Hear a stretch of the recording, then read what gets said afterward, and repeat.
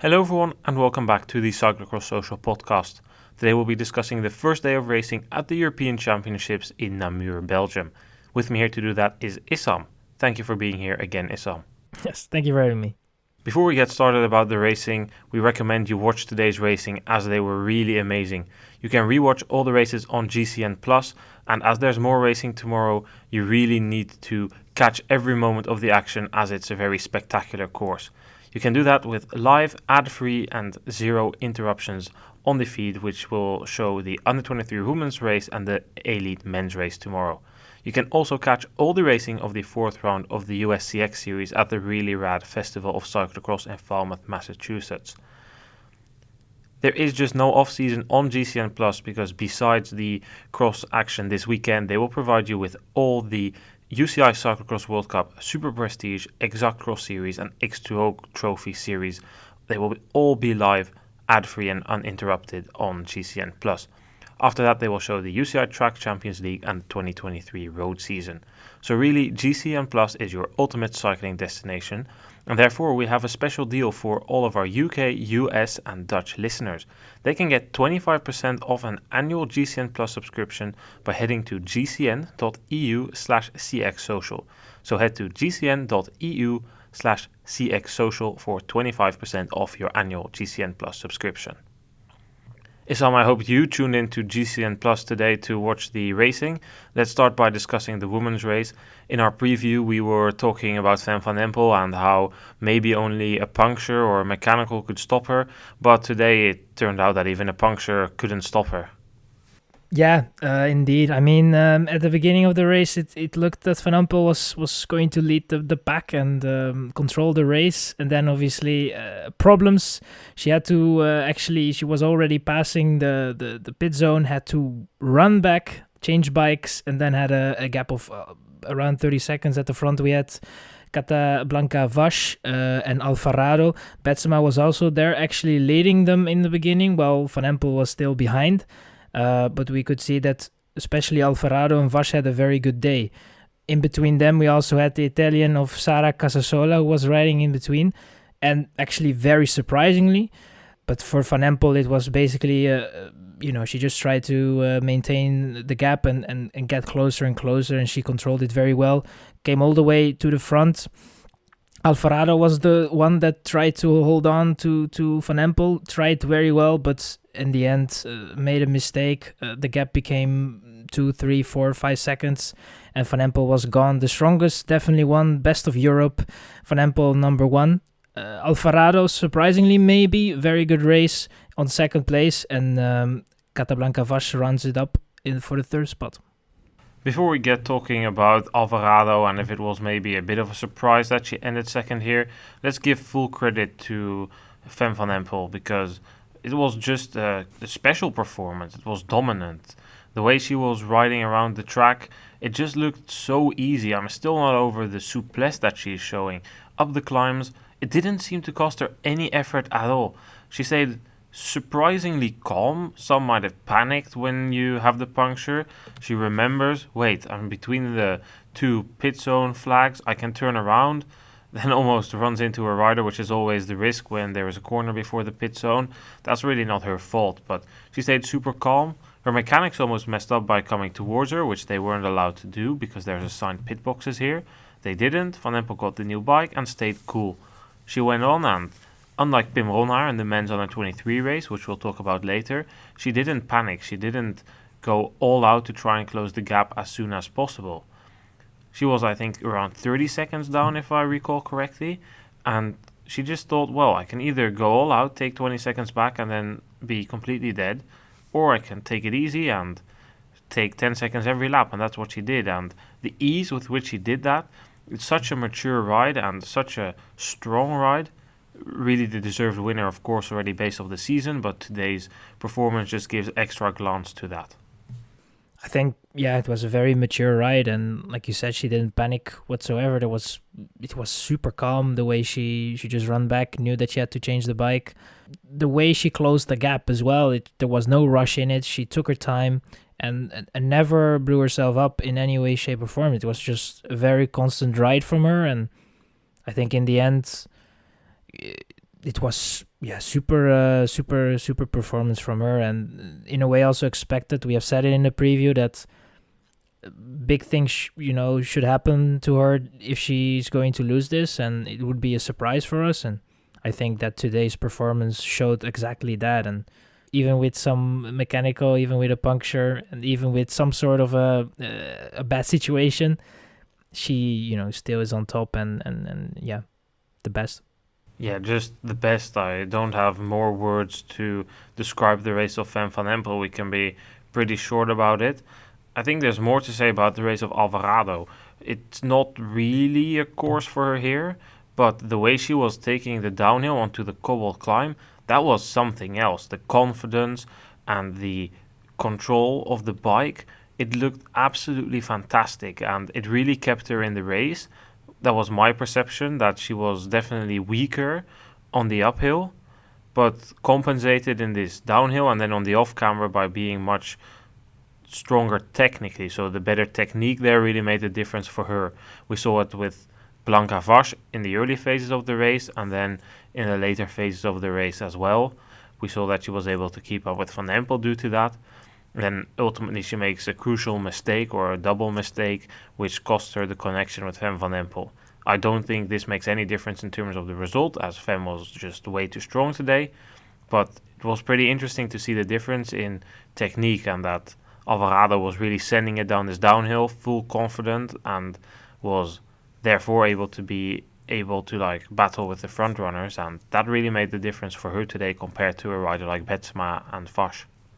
In my opinion, a bit surprising. As you said, it's not really a course that suits her very well, but like you said, in the technical section, she was sublime. Especially the downhill just before the couple section was very good, and the confidence that she has going into the descent, not even from time to time, not even unclipping in the pedal. It's very good and very strong, and that definitely helped her to come in second and be ahead of Vash and Betsema, definitely. And I think that we obviously have seen some improvements from Alvarado in the beginning of the season. Then it was a small dip in a way, and we were thinking, well, this is not heading, this is not going well, and for the European Championship she might be lacking a little bit, but she managed to turn it up and get a podium.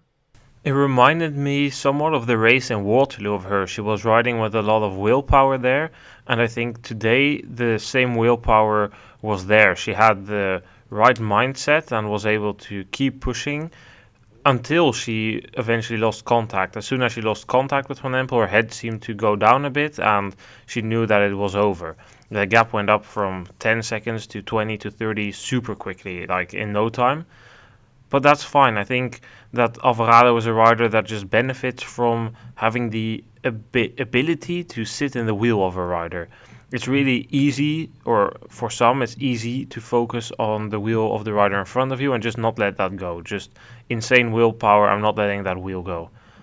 If you then lose connection with that wheel in front of you, then it can be over for you pretty quickly. On a course like this, it's a bit harder to follow in the wheel since you need to put out the power, and on a course like Namur, which involves quite some climbing, maybe not as much vertical meters between the highest and lowest point as we had a couple of years ago, but still, it's quite some climbing that needs to be done, and that's something that Alvarado usually struggles with a bit.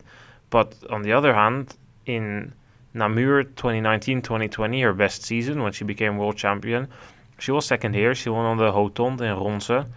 In previous years, the results here weren't as good, fourth, and I think last year she was fifth or sixth. But it's not amazing for her, but it's also not a terrible course, so we shouldn't be too surprised by her being well, but maybe, at least I thought that she would be fighting for third, and beating Vash is definitely a big up for her. Yeah, definitely, but I think that Vash herself was also riding very well, especially in the beginning of the race, even taking some initiative, which, I was like, just take it a little bit easier. But, in the end, she was able to finish in third and get that podium, which she totally deserved. And it was also from her side a very good race. And, there were just two a little bit better. But I think that there were definitely some signs of the Lars Boom the partnership that they have, and the fact that she's training with him as well. You could really see that she was a bit more confident in the technical sections, and even that downhill on the couples was from time to time she was actually able to just stay on her bike and gain some time. And I think that it was definitely a very good race from her side. Yeah, she benefits from her mountain biking experience here.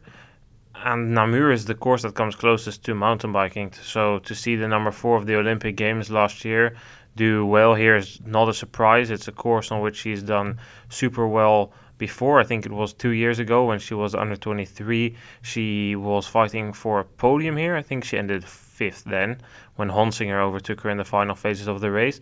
Had a pretty similar scenario to today, actually, now I think about it, because in that race she was also doing super well in the early phases and then faded a bit, and maybe she took a bit too much initiative there as well. And today I think she thought there was an opportunity to maybe take the advantage of the puncture of Fem van Empel, and therefore she thought, well, I need to go for it now. This is a rare opportunity. Fem van Empel is 20-25 seconds behind.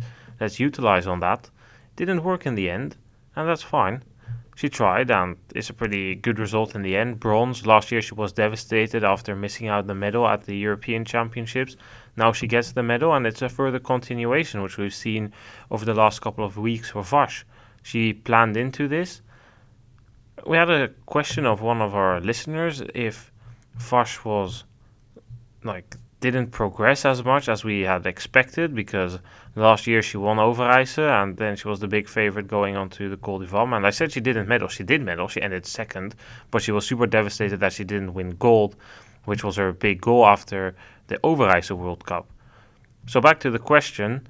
In the season 2 years ago, when she just missed out on the world title under 23 in Ostend, and then after last year winning the World Cup in Overijse and this year not winning a World Cup so far, the question was if we think that the progression of Vash is not what we had hoped from it, and if there's any reasoning behind that.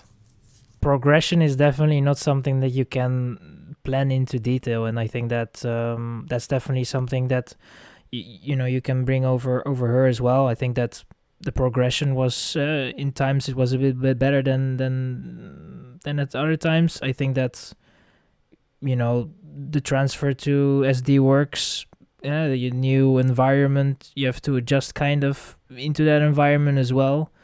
Then you get obviously COVID a week before a Fayetteville, or at least in that same week. So then those things do not really help.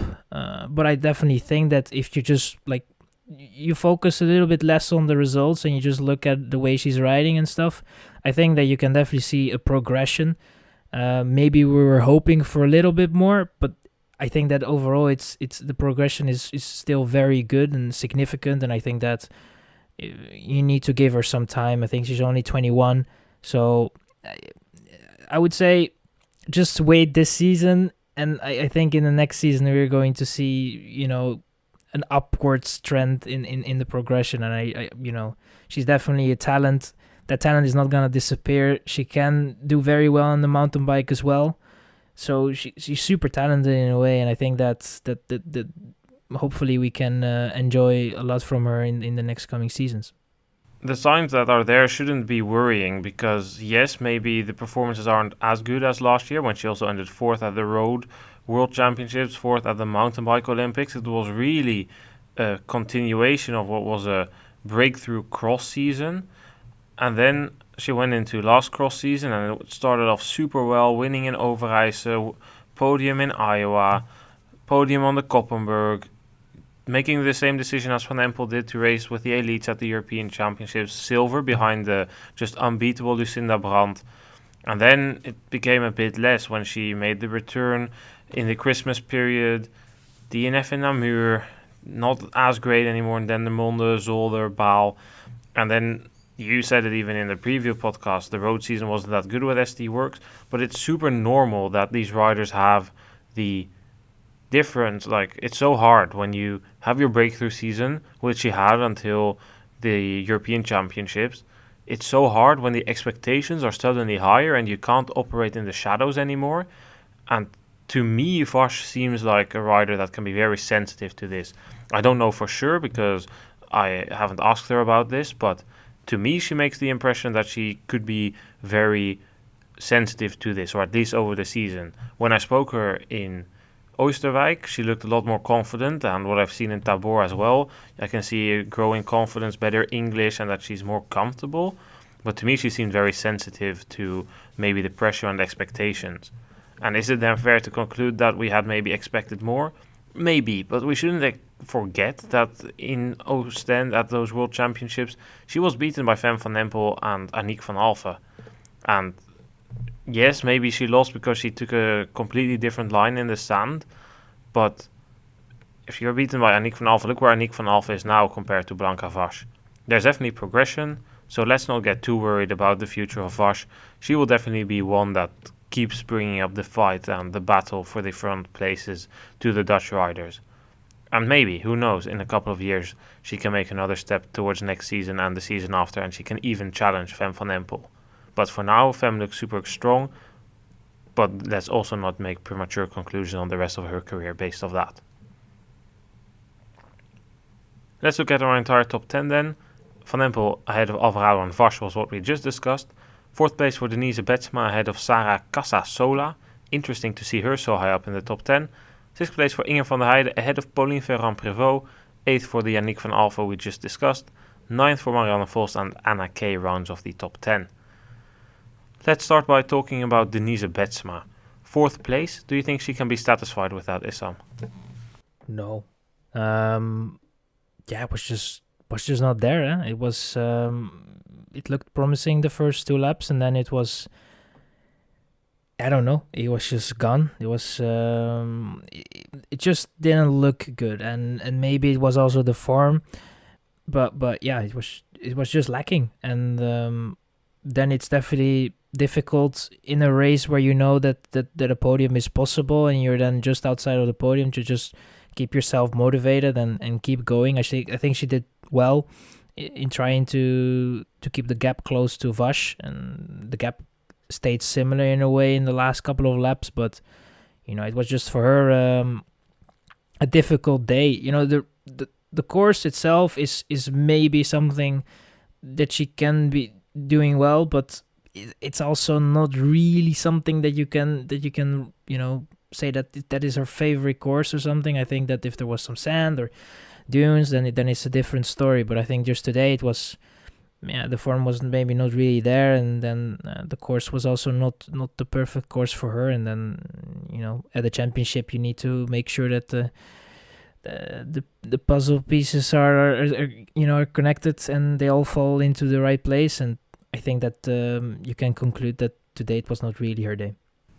I do think this should be a course for Betsema. She does good on the climbing courses. We've seen her excel on the Koppenberg and in Namur before. Last year she was 2nd here. But I just think that, as I said in the preseason podcast, the level of women's cross has just increased. And for the riders that were already behind Lucinda Brandt last year, they are unable to make that step. Because if Brandt would be here, it would be fair to say that she would be at least close to the level of Van Empel as we had seen prior to her injury. Betsema last year was usually significantly off Brandt and only occasionally was able to challenge with Brandt. Brandt had a pretty dominant season last year. But if we look at her season this year, instead of consistently being on the podium, she is consistently just off the podium. She has 4 4th places in all World Cups, then 3 3rd places in the Exact Cross series, which is already not amazing. Yes, there look to be signs of improvement in terms of form, but it has seemed to reach a plateau, and now 4th is definitely not what she wants and not what is kind of expected from her. You expect her to be on the podium, but she's just been passed, and I don't know if Betsema is a rider able to find like an extra gear somewhere. We always say that we think she's too nice in the final laps and gets put away too quickly. That we haven't even seen that this year because she's never really been in a fight like that this year. So I don't know. I think it's definitely not good enough. But on the other hand, last year with Vorst, we were also saying, well, it's not good enough at the European Championships. And then in Niel, barely a week after, she was fighting for the win. So maybe Denise will surprise us again, Betsema next weekend. But for now, I don't think it's good enough. However, what was way above good enough was Sarah Casasola. We mentioned her in our Tabor podcast, but 5th today, that's like something else. Yeah, that was crazy.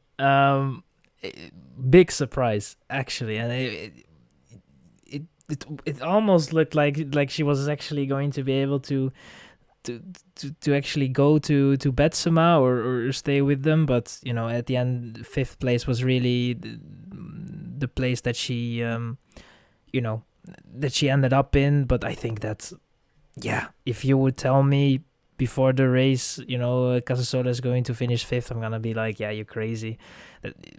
I wouldn't have expected that, and I think that it was definitely the first part of the race was very strong from her. I think that she can work on the last couple of laps, because I think that just the difference between the first couple of laps and then just the drop off in the last couple of laps was a bit too much. But I think that it was definitely a very good race from her, and in my opinion, definitely a surprise. Yeah, like you said, in Tabor, she showed very good signs that she's in good form, and I think that was just today what we could see, that she's in a very good form, that the shape is there, and I think it's just it's definitely something for her, that she can cherish this result and move on from the European Championships, and try to just keep going with the season and look for those kind of results. Her progression has been remarkable. She's never really done big cross seasons. She usually did pretty limited cross seasons, like limited to the Italian races and then the Worlds. And last year she raced only in Italy, kind of like Persico did before. And this year she's doing like a somewhat proper season with the Swiss races, Tabor World Cup, racing in Italy, and her 5th year is definitely impressive. Whereas last year she was only 22nd at the European Championships on the Vanberg. Year before in the Ostend Under 23 World Championships, 28th, there was really nothing indicating that she would be able to reach this level of performance. I mean, maybe the 8th in Dubendorf World Championships, which was a muddy course, so more power, but it's still remarkable. Very good result by the Italian, who's still not that old. She's only 22 years old, so definitely good to see her up there, and nice to see a different flag up in the front as well. Then let's go to Pauline Ferrand-Prevot. That was kind of what we expected in our preview. She should be able to get a top 10, but not a top 5. You could just definitely see that there is so much to improve for her, and I'm looking forward to that return and see how much she still can improve. But it's just for her, I think it's very difficult to come from the mountain bike and go on a discipline that is definitely discipline where you need the rhythm, where you need the feeling with a cross bike. It's just a different it's just different from mountain bike, and it's not an easy switch, and I'm going to be racing at the front even with the talent of a Prevot, and I think that she did quite well, but yeah, it's just small things that can already help her out. I think that's just in general, it's just, I don't know. There are some things that she can improve with dismounting the bike, running.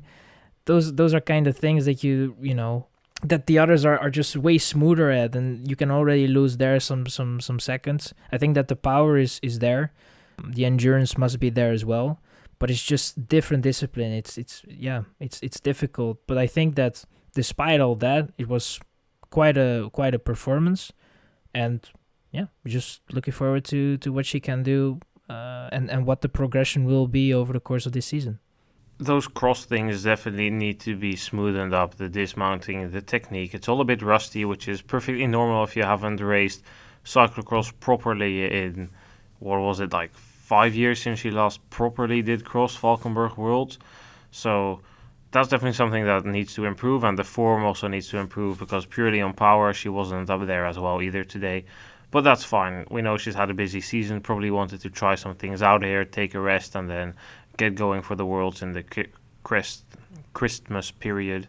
So that would be nice to see her up there. But for now, definitely a solid start, better than on the Koppenberg. No chain issues anymore. If we look a bit further, final name in the top 10 I would like to mention is Marianne Vos. Also, this was kind of what we expected. It's maybe a few places below what we had expected in our preview, but we already said it. It's not a course for Vos, too much vertical meters, too much on and off, and it's just not a course for Vos, at least this Vos. I'm interested to see what her form will bring, because that will need to improve towards the Worlds as well, but we'll see. Vos is, I think, putting everything on these World Championships in Hogerheide. Finally, then Annemarie Worst, she DNF'd today. We have learned that she hit the fences in Maasmechelen with her knee. That's why she skipped Koppenberg. And that's also, I assume, the reason why she DNF'd today, because she was running in the top 10, but I think her knee had too much pain. Well, then still a bit on the Mens U23 race. That was a pretty, well, not weird race, entertaining race, which went back and forth. It was weird to get a sense of it. Apparently on the TV it was super exciting, but on course it didn't really feel exciting, maybe because there were not that many spectators. But Pim Ronhaar had a big lead for a while during the race, around 20 seconds, and it went back and forth towards 8 and then back to 20, 18, and eventually in the final lap, he apparently had a gearing issue, that he couldn't shift gears anymore, at least according to the NOS. He himself said on his Instagram that he screwed up in the final half a lap. Thibaut Nys had a puncture early on in the race, came at 6 seconds from Verstringen. Verstringen was having some absolutely atrocious cornering. Wietse Meeuwse was up there, Davide Toniatti was up there. It was all back and forth, pretty open, but at least on site it didn't seem super entertaining, but on the TV it apparently was, Issam. On the TV, it definitely was. I mean, I think that one of the crucial points for Ronhaar as well was the beginning of the race, where Nys was super alert at the start, went for it and opened the gap, or at least made sure that it was difficult for the guys behind to come back. And Ronhaar was one of these guys that didn't have the best of laps in the beginning, and then had to try and come back. And I think there he also threw away a lot of energy. Then Nys with the puncture, and then it's a race within a race within a race. And I think in all of this, there was one guy that didn't have all these issues and that was able to just focus on his own race, and that was Verstringen. I think that Verstringen, on a course like this with a lot of climbing, we know that is definitely one of the things that he can do well. Just had no issues whatsoever. I think he didn't have a puncture, no mechanicals, didn't really crash or anything, and just made sure that he was on the right place. Had a very good race, and in the end, you can only say a very good winner. But I think that the way Thibaut actually came back in the last lap, that was really strong, fastest lap in the last lap, I think. Maybe there was I definitely think that was the fastest lap actually. So that just in general from Nys, a very strong race. Could have been without that puncture, but in the end it was only second for him and he had to settle for that. Yeah, he was very disappointed with that, which I can completely understand, because without that puncture, which he needed to do, I think, the best of a third of a lap on, he was struggling, and of course he lost a lot of time and then came back. But I think that's maybe the thing that went a bit unnoticed, because I was on site, I was at the off-camber, and there was no big screen that you could see there, so all of a sudden Thibaut was there. I didn't really have the sense that he was barging through the field. It was like, oh, Thibaut is back at the front, nice. Without the big screens you really miss a lot, and the off-camber is of course a bit further down if you're there, so you don't really hear what the speaker and announcers are saying. So that's probably what was key to missing the atmosphere of the race and finding out what was going on. But the final lap, which I watched on the screen, did seem fairly entertaining. Shame that Ronhaar wasn't able to keep his gap. I thought he was gone. There was his fan club was there, or it was just friends. They were shouting at him, and they went crazy when he had 20 seconds. They thought he had won, and they opened that gap in no time as well. But, well, it's very unfortunate for Pim, and it's really a shame if it was the gearing issue that he couldn't shift. I don't know. On his Instagram, he said he just screwed up, but on the NOS, they said he had a shifting issue. So I guess we'll need to find out on that a bit later. But interesting, and I think the Boas Trek Lions riders will be pretty upset about how today packed out. But well, it is what it is, and Verstringen is at the same time also a deserved champion. Last year he really helped Adviseur to get the world title, and now he gets the European title. I think he can be happy, and the Quayland team is also happy, because remember back to the team presentation where we were, big goal to get at least a continental, national and world champion. Well, they already have a continental one, so they'd only want a national and a world champion still. Definitely, I think they are super pleased with a result like this. And if you look back at the last couple of results for the under 23, Nijs and Ronhaar were the main favorites, and if you can pull it off, have a very good race at probably one of the most important ones in the season.